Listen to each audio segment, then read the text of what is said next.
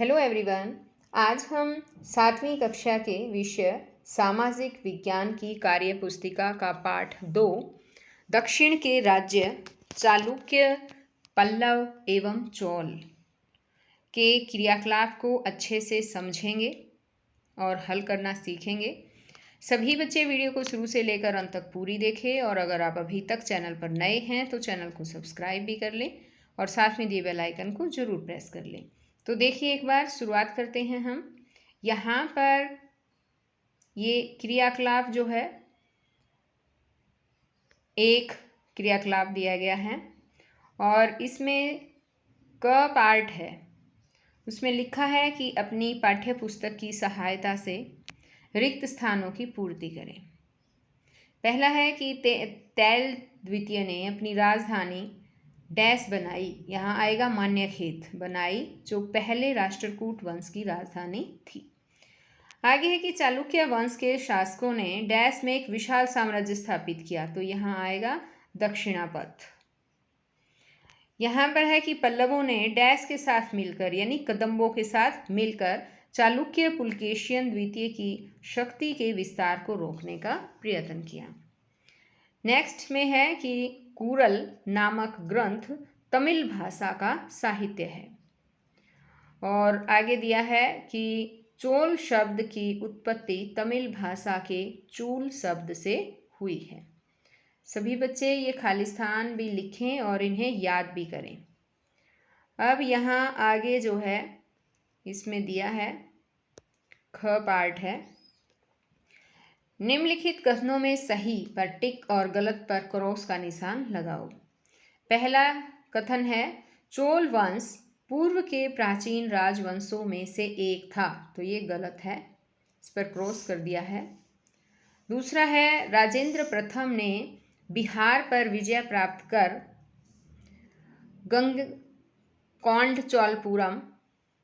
गंगकोंडचोलपुरम नामक राजधानी की स्थापना की। ये बिल्कुल सही है।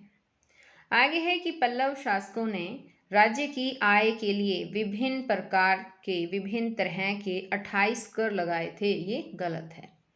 नरसिंह वर्मन के पुत्र महेंद्र वर्मन द्वितीय ने केवल 2 वर्ष तक शासन किया। ये सही है। चालुक्य राज्य में 100 से अधिक बौद्ध विहार थे, जिनमें 5000 भिक्षु निवास करते थे। ये बिल्कुल सही है, तो यहाँ पर हम टिक जो है वो लगा देंगे। अब आगे यहाँ पर देखिए, हमारा क्रियाकलाप जो है वो 2 दिया है और इसमें है कि सही उत्तर छांटे। चालुक्य शुरुआत में कहाँ रहते थे, बाद में कुछ कारणों से दक्षिण में चले गए। कहाँ रहते थे, पहले ये अयोध्या में रहते थे, तो ये इसका आंसर आएगा क ऑप्शन जो है यहाँ पर आएगा। इसी तरह से यहाँ पर दूसरा क्वेश्चन है कि तोडेयर शब्द किस भाषा का शब्द है। यह है तमिल भाषा का, ग ऑप्शन आएगा। आगे थर्ड में पूछा है कि चोलों ने कितने वर्षों से भी अधिक समय तक दक्षिण के सभी भूप्रदेशों एवं अरब सागर के द्वीपों पर सत्ता को स्थापित रखा, तो इसका ऑप्शन जो है वो ग आएगा, 200 वर्षों तक। अब इसी तरह से यहाँ नेक्स्ट में पूछा है कि किस ईस्वी में अलाउद्दीन खिलजी के सेनापति मलिक काफूर ने चोलों के प्रदेशों पर अधिकार कर लिया। इसमें ख ऑप्शन आएगा, 1310 ईस्वी में। आगे है कि चोलों ने संपूर्ण साम्राज्य को कितने प्रांतों में विभाजित किया। यह है 6 प्रांतों में विभाजित किया। अब आगे उचित मिलान करें, ये दे रखा है। साम्राज्य है राजा, राष्ट्र या प्रांत होता है राष्ट्रपति, देश का प्रशासनिक अधिकारी होता है देशाधिपति, और नगर या शहर है उसका अधिकारी है पतन स्वामी, और ग्राम या गांव है वो प्रशासनिक अधिकारी उसका है गामुंड। तो इस तरह से ये हमने मिलान कर दिए हैं। अब आगे यहाँ पर है क्रियाकलाप 3 और इसमें है अति लघु प्रश्न। एक शब्द में उत्तर दें। इसका एक शब्द में ही उत्तर देना है। यहाँ लिखा है इसने कि पूर्वी चालुक्यों की पहली राजधानी कौन सी थी, तो अगर एक शब्द में उत्तर देना है तो इसकी राजधानी होगी ये पिष्टपुर। यहाँ आपको सिर्फ पिष्टपुर लिखना है, पिष्टपुर। अब इसी तरह से आगे यहाँ पर है कि पल्लव शासक सिंह विष्णु के साम्राज्य का विस्तार कहाँ से कहाँ तक था। तो हम इसमें लिखेंगे कि पल्लव शासक सिंह विष्णु ने कावेरी से कृष्णा नदी तक अपने साम्राज्य का विस्तार किया। और अगर एक ही शब्द में अगर हमें इसका आंसर देना है तो इसमें लिखेंगे कावेरी से कृष्णा नदी तक, ये लिखेंगे। आगे इसमें है दशकुमार चरितम नामक काव्य ग्रंथ की रचना किसने की? दंडी ने। तो इसमें ये दंडी ने यही लिख दोगे, वो भी काफ़ी है, पूरा लिखने की आवश्यकता नहीं है आपको। आगे है कि चोल सम्राट के अंग रक्षक को किस नाम से जाना जाता था? सम्राट के अंग रक्षक पृथक होते थे जिन्हें विलायककारा के नाम से जाना जाता था। तो ये विलायककारा अगर लिखोगे तो भी बिल्कुल सही रहेगा आपका आंसर। अब आगे यहाँ इसने पूछा है कि चोल साम्राज्य के जल का मुख्य स्रोत कौन सी नदी थी? तो इसमें आएगा कावेरी नदी। चोल साम्राज्य के जल का मुख्य स्रोत कावेरी नदी थी। यहाँ पर आप ओनली कावेरी नदी भी लिख सकते हैं। अब इसी तरह से यहाँ आगे क्वेश्चन है और इसमें लघु प्रश्न में है रवि कीर्ति कौन थे? उनका ऐहोल और पुलकेशियन द्वितीय से क्या संबंध है? तो हम इसमें लिखेंगे कि रवि कीर्ति एक जैन कवि थे। ऐहोल कर्नाटक के बीजापुर में स्थित बादामी के निकट एक प्राचीन स्थान है। यहाँ से पुलकेशियन द्वितीय का 634 ईस्वी का अभिलेख प्राप्त हुआ। इस अभिलेख में पुलकेशियन द्वितीय की विजय का वर्णन है।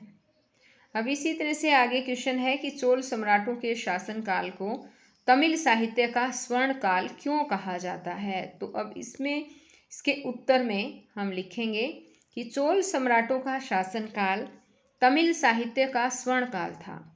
साहित्य के क्षेत्र में मुख्यतः काव्य ग्रंथों की रचना हुई।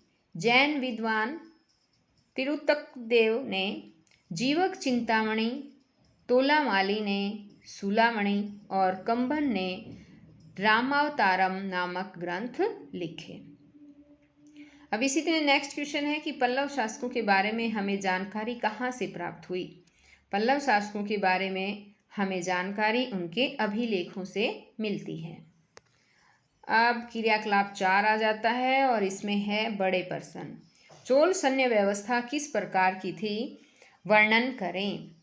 चोल सम्राट ने एक अच्छी विशाल सेना का गठन किया और श्रेष्ठ नौसेना तैयार की तथा घुड़सवार और पैदल सैनिक सेना में मुख्य अंग थे। उनकी सेना में 60,000 हाथी और 1,50,000 सैनिक थे। अरब से श्रेष्ठ घोड़े मंगवाए जाते थे और उन पर बहुत धन व्यय किया जाता था। सैनिकों की छावनियाँ होती थी जहाँ उन्हें शिक्षा और अनुशासन का प्रशिक्षण दिया जाता था। अब यहाँ पर नेक्स्ट क्वेश्चन है और उसका उत्तर हम लिखेंगे। नेक्स्ट क्वेश्चन है कि पल्लव शासक महेंद्र वर्मन प्रथम के व्यक्तित्व एवं किए गए कार्यों का वर्णन करें। तो यहाँ उत्तर है महेंद्र वर्मन प्रथम साहित्य एवं ललित कला का प्रेमी कवि और गायक था। उसने मत विलास पहसन नामक संस्कृत ग्रंथ लिखा। महेंद्र के समय में पल्लवों और चालुक्यों का संघर्ष आरंभ हो गया क्योंकि दोनों ही दक्षिण भारत में अपनी अपनी शक्ति के, यहाँ अपनी आएगा, अपनी अपनी शक्ति के विस्तार के लिए प्रयासरत थे। अब आगे यहाँ क्वेश्चन देखिए। यह है कि इस मंदिर का निर्माण किन्होंने करवाया? उनके द्वारा पल्लव शासक के तौर पर किए गए अन्य योगदानों का भी वर्णन करें। तो आपको बच्चों यहाँ पर ये मंदिर नज़र आ रहा होगा। सबसे पहले तो हम ये मंदिर देखते हैं। ये जो है मंदिर महाबलीपुरम में है और इसका नाम रथ मंदिर है। इसे रथ मंदिर कहा जाता है और ये नरसिंह वर्मन ने बनवाया था, इसका निर्माण करवाया था। तो अब इसके बारे में हम पढ़ेंगे और आप अपनी कॉपी में लिखेंगे। नरसिंह वर्मन ने महाबलीपुरम में रथ मंदिर का निर्माण करवाया। उसने त्रिचन्नापल्ली में भी मंदिर बनवाए। उसने चालुक्य की शक्ति को दुर्बल करके मैसूर तक अपने साम्राज्य का विस्तार किया। उसके बाद चोल, चेर और पांडे शासकों को परास्त करके दक्षिण की ओर अपने साम्राज्य का विस्तार किया। अब आगे यहाँ पर आता है कि अपने ज़िले के प्रसिद्ध प्रतिष्ठित विद्यालयों एवं महाविद्यालयों की जानकारी एकत्रित करें। तो ये काम बच्चों आपको खुद करना है। आपके ज़िले में जितने भी प्रतिष्ठित विद्यालय हैं, स्कूल है या कॉलेज हैं, उनकी जानकारी एकत्रित करनी है। अब आगे है गुफा मंदिर बादामी के बारे में जानकारी इकट्ठी करें। ये गुफा मंदिर बादामी है, बादामी जगह का नाम है, वहाँ पर ये गुफा मंदिर है। और ये मंदिर जो है पत्थरों को काट कर बनाए गए हैं, चट्टानों को काट कर बनाए गए हैं। तो देखिए इनके बारे में क्या है कि भारत के कर्नाटक राज्य के उत्तरी भाग के बागलकोट जिले के बादामी ऐतिहासिक नगर में स्थित एक हिंदू और जैन गुफा मंदिरों का एक परिसर है। यह बादामी गुफा मंदिर चट्टानों को काट कर बनाया गया है, जिसमें विशेषकर बादामी चालुक्य वास्तुकला देखी जा सकती है। अब इसी तरह से यहाँ पर आगे जो है ये क्वेश्चन बस ख़त्म होते हैं। ये पाठ यहीं तक है, आगे फिर मिलते हैं नेक्स्ट वीडियो में। तब तक के लिए बाय।